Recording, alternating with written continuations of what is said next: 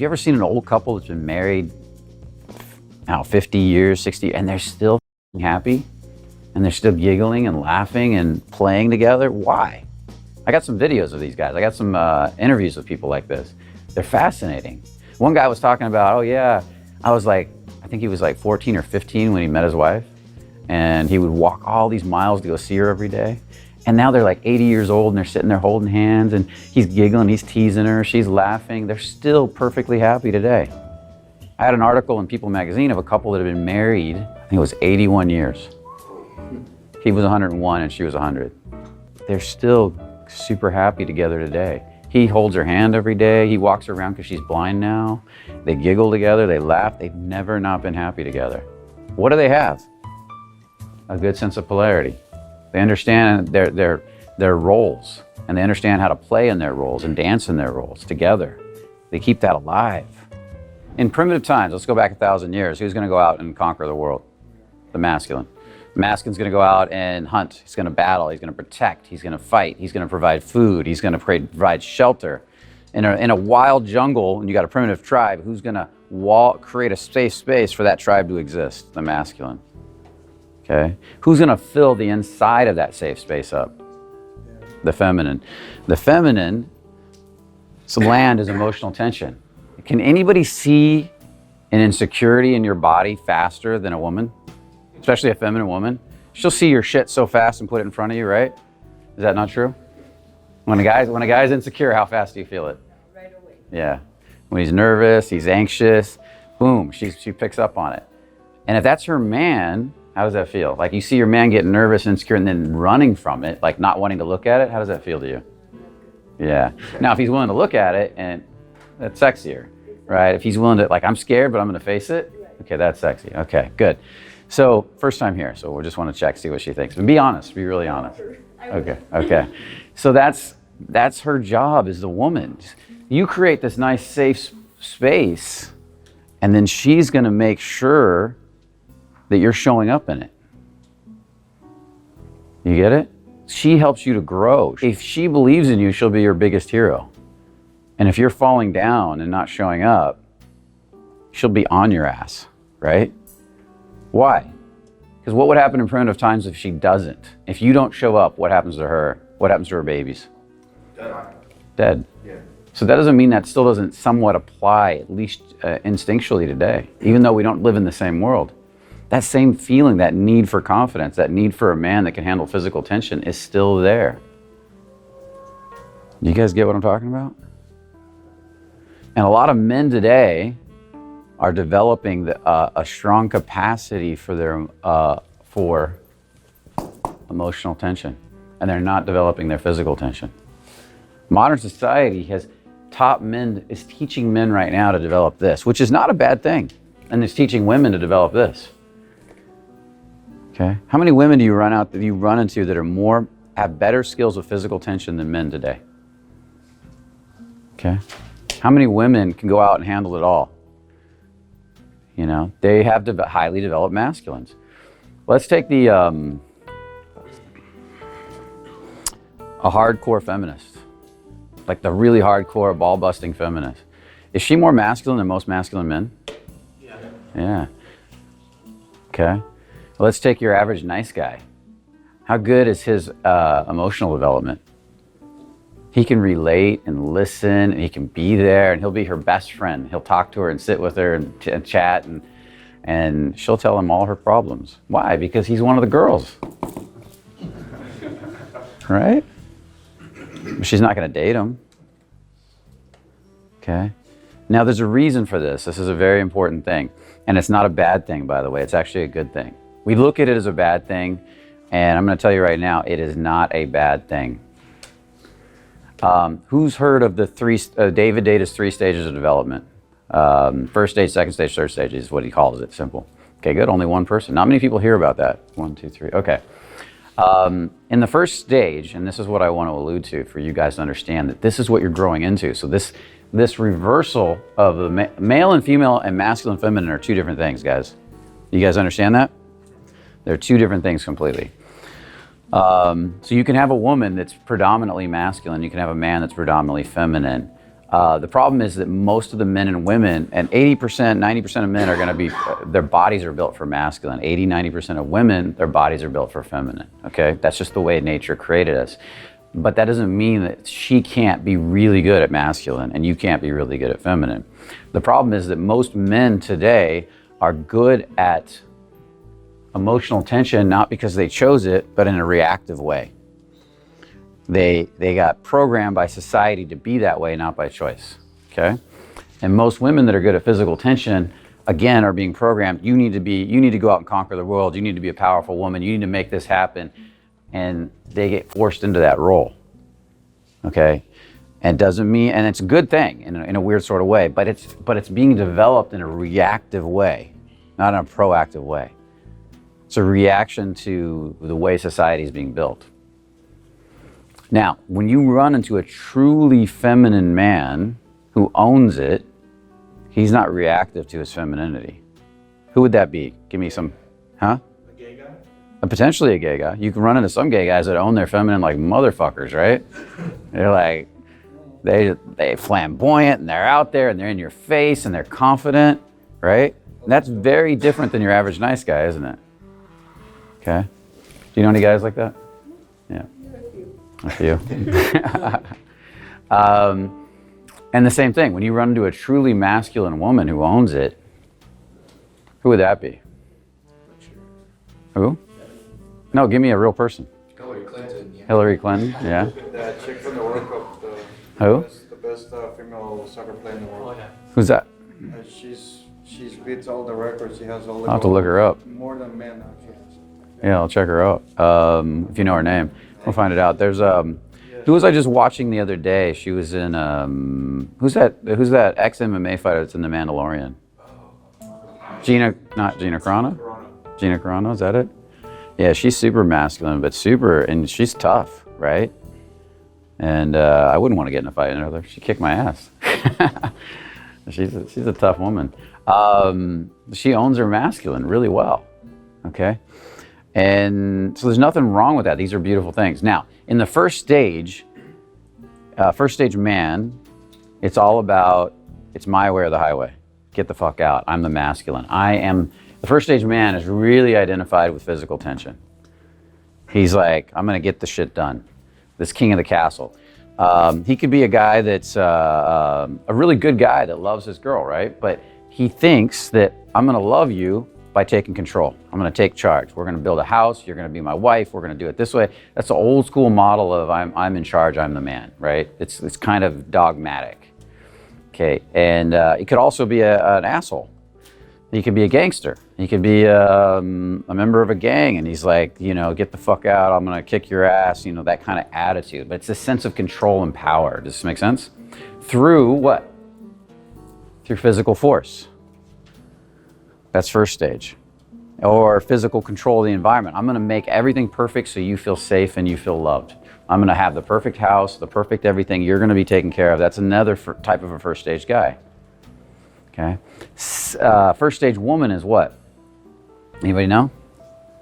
Submissive, feminine. Huh? Submissive, not very feminine. You could say submissive, but what is the power? Because when we're talking about first stage, how does a first stage woman have power? Because if the first stage man has power, first stage woman has power. Using her sexuality to kind of get what she wants. Women are very good at emotions, right? That's their power. Their superpower is seeing the subtlest emotion shift inside of you, the look inside of you. I remember I dated this girl and she would ask me, sometimes she was a coach herself and she was a really successful coach. She could read people really well. And sometimes she would ask me like a question or say something to me that had a lot of emotional intention and she'd just stare at me. I'd see her. And I'm like, you're reading me now, aren't you? And she said, oh yeah. Am I doing that again? And she was just like studying every little nuance, the littlest, like the dilation of my pupils, the way I moved, she was trying to get to the truth, right? Because that's what they pick up on is your subcommunication at a deep level. So their superpower is the ability to really see subtle emotions and how they work. And there also is their ability to play with those emotions, to push a little here, push a little there, to pull back a little here, to pull back a little there, to get what they want. Source of manipulation. Yeah, well, they're much better at manipulation than we are. if they're highly identified with their feminine. Yeah. You know, that they can get guys falling around. Like a first stage woman that really loves her partner, what would she be like?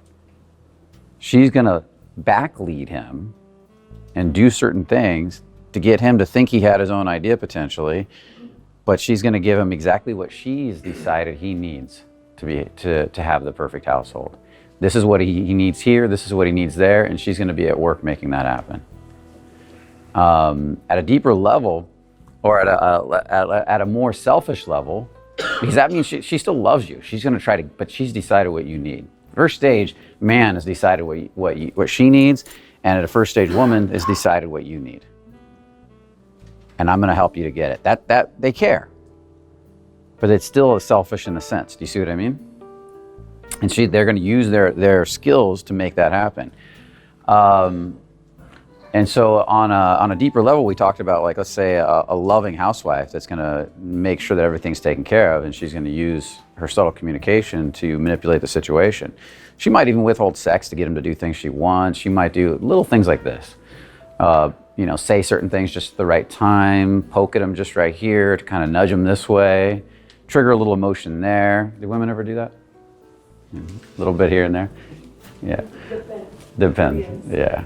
And what does it depend on? I mean, the situation. Yeah. I know I've done it in the past. Yeah. Every situation you're reading differently. Yeah. Yeah. Because you're looking at everything, the whole big picture, and then you're deciding what to do and how you want to handle it. Yeah. Not in a bad way always, but. No. The intent can be completely loving, and this is, we're talking only about a first stage right now. So there's second stage and third stage. So I'll talk about that in a minute. So the intent can be completely loving. Now, on a manipulative level, how much power does a first stage woman have? Like we talked about the gangster, the bad boy. He's going to use force to get stuff done. Hey, what's up, man? And I'm going to dominate, right? I'm going to do stuff and push people around. What would a first stage version of that in a woman be like? Like playing games with your mind. Potentially. What's somebody in real life that's currently right now probably doing stuff like that in this town? Huh? My ex-wife. Your ex-wife, okay. Okay. She's the next one. Okay. What about an escort? What about a stripper? What about a gold digger? And actually, in reality, somebody could actually do those careers potentially from, like, I really want to help men and through this business, but a lot of them are just doing it for the money to manipulate and get, right? And so, but we could take a gold digger who just marries men to steal their money or dates men to get money out of them. You know, how much, have you guys ever run into women like that? Huh? It's your Miami? Yeah. And so that's an example of that, okay? Black widow, I'm gonna marry guys, take all their money, and kill them and leave them, you know, or something like that. So let's talk about how second stage got started. Second stage is kind of where the bulk of the planet is right now. No More Mr. Nice Guy is really a second stage man. If we look at the early 1900s, that's when feminism pretty much started. That's when the women had started to say what? I want the right to vote. I want the right to own property. And that was all good stuff. Nothing wrong with that. I think it's great. And I think they should have all those rights, right? But then they started to say stuff like, I can take care of myself. I don't need you anymore. I don't need a man. I can do it all myself. And then eventually throughout generations, that got stronger and that voice got louder and louder. And then men started to do what? If men are being told over and over again, I don't need your masculine, I don't need you to support me, I don't need you to take care of me, I don't need you to be there. I can do it all myself. And there's this sense of, why are you trying to do this? You're trying to control me. What do men start to do in response to that energy? Just stop showing up. Take over their feminine emotion. Yeah, they start to feel the sense of, well, I don't know what else to do, I'm lost. So they start to explore their emotions. They start to learn about themselves. They start to, remember the hippies in the late 60s? Man, I'm just gonna flow. Let's kick back, smoke a joint, let's relax. What's up, man? There's this no more sense of like, there's this throwing out this sense of responsibility and getting shit done. And I'm just gonna be in the moment. And there's that sense that they're starting to move from this side to this side in response. Now, today, what we've got is a bunch of half masculine, half feminine people, men and women. So we got these movements today, like who's seen these movements today where you got these people running around going, why do we even have to have gender at all? Why can't everybody just be whatever they want to be? If you want to be a woman, you be a woman. You want to be a man, you be a man. You want to be, but in reality, we're all the same gender. And then you got these people out there saying that gender, that the way we act as a gender is conditioned by society and is not biological. There's no hormonal response to that anymore. It's all part of this being half masculine, half feminine kind of thing. So if you got a man and a woman that come together that are half masculine, half feminine, what's going to happen in that relationship? Polarity. No polarity. It's going to die very fast. If there was polarity in the beginning, which there probably was, a little bit of polarity. Maybe he played the role of the masculine in the beginning, but then after a few dates, it starts to die, or after a few months, he starts to, you know, what do you want? Let me take it, like, tell me who to be, where do you want to go to dinner? And he's masculine, stops showing up, and she starts having to take more charge. So he starts out here because he's following the dating rules, but then he goes here after he gets to know her, and then she has to go here because he won't fucking show up. You ever had this happen? And what's it feel like? Oh, no, I didn't like it. Yeah, it sucks, doesn't it? And then you have to take over this role, and then what happens to the relationship? Polarity, sexual attraction dies. Why? Because you're not showing up as the masculine anymore, which doesn't allow her to be. She forces her out of her feminine. She doesn't feel as beautiful anymore because she's got to take charge all the time. Okay, she doesn't get to be the expression of the feminine for you and dance for you and flow for you and all that kind of stuff, or vice versa. If she's a woman that's been programmed to be physical, and the physical, like I'm supposed to be a woman, I'm supposed to be power, I'm supposed to be strong, and she keeps emasculating the masculine to the point where he like finally gives up and goes over here, polarity dies. With no polarity, there's no sexual attraction. Eventually, you're just best friends at best, hanging out. Sometimes you end up hating each other and resenting each other. Anybody have this happen in their lives? Raise your hand. Okay, cool. It sucks, doesn't it?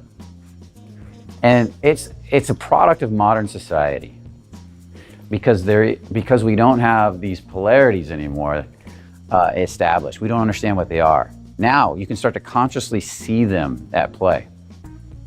You start to pay attention to these polarities. You start to consciously dance in these polarities. You keep reestablishing the polarities all the time.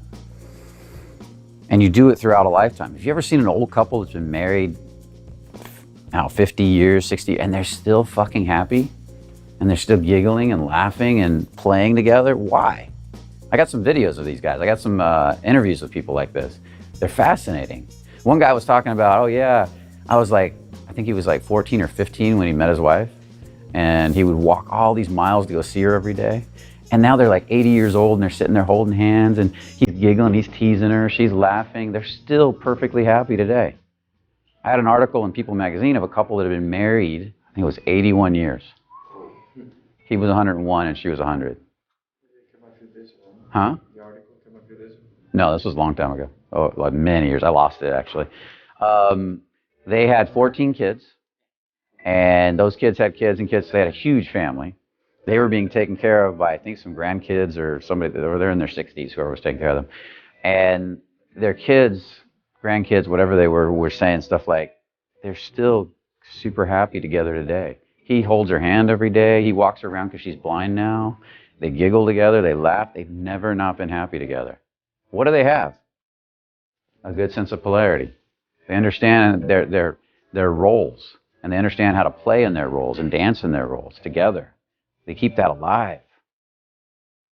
And then this doesn't mean that if you're really sick and can't show up, she can't jump into her masculine. She can. And then she can jump back, okay? And vice versa. So in the second stage, everybody's half masculine, half feminine. Everybody's neutered. It's not sexy anymore. How many people are walking around like that today? Yeah. I mean, it's amazing how many men don't have we were talking about this yesterday, are not initiated into their masculine energy. And so they're afraid of their own death. They're afraid of getting hurt. They're afraid of everything. They have so much fear in their bodies. It's ridiculous. How are they supposed to stand up to a woman? They can barely stand up for themselves because they're scared of the world. They're not warriors. I'm not talking about warrior in the sense of going out and fighting. I'm talking about warrior in the sense of going out and fucking the world open. So whether you're doing a business or something else. You understand what I mean, guys? Okay. So in the third stage, this is where it gets interesting. This is what we at Fearless have always been trying to develop for you guys. Is we're working on this, developing more third stage men and women.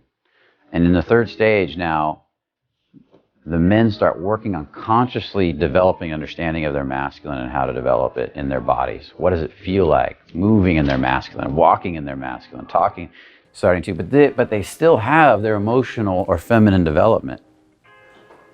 You don't give it up. You don't walk out of it. Because what's beautiful, if a woman, let's say she's re-identified with her feminine self, and the masculine is re-identified with its physical self, but they both can do both sides, why is that a beautiful thing? Well, balance is, but what we want to do is create a polarity, right? There's a good dance. So I got a left and a right hand. Which hand do I prefer to use? If I'm a masculine person, I'm going to prefer to use the hand that's masculine. Does this make sense? And so if I'm a feminine person, I'm going to want to use the hand that's feminine, primarily. That doesn't mean I can't switch to the other one. And if I can relate to her, like she's in her feminine, and I have a lot of feminine development, whether I'm in my masculine or not, I can relate to her feminine better. I can understand her feminine. I can appreciate it. I can respect it. I can adjust and flow with it because I have my own feminine development. And just like she can relate to your masculine, respect and appreciate your masculine. And so now a man that's in his third stage can feel into her so deep, he almost knows what she needs before she does. Because he's also can feel into her with his feminine, and he can feel her emotions happening. He can relate to them. He can adjust. He can flow a little bit, but he's still got this nice masculine container. So he's still a masculine guy. And vice versa. She can feel into a man, and she can use her feminine to nurture, inspire, heal, because she knows where he's at as a man in that moment, and she can help guide him more into his masculine. And instead of either one of us doing what we want to do because we want to get a goal, like in the first stage, it's what I want, right? It's what I want. And so neither of us are now trying to get what I want from each other. It's about something much greater. It's like, it's not what I want, it's not what she wants, it's what the moment needs to be the best possible. And that's where the masculine leads from. When she inspires, it's not about what's necessarily what she wants or what you want. It's what she wants to inspire you to be the best possible, even if you're afraid of it. Does this make sense? In the third stage, that's where we're headed. That's the conscious redevelopment of these energies. Okay? And that's what I want to move you guys to. I want you guys to understand. In the first stage, if I walk up and say hi, I can be, somebody did this yesterday, you did a little bit of it yesterday. There can be a very dominating energy, right? Are you okay?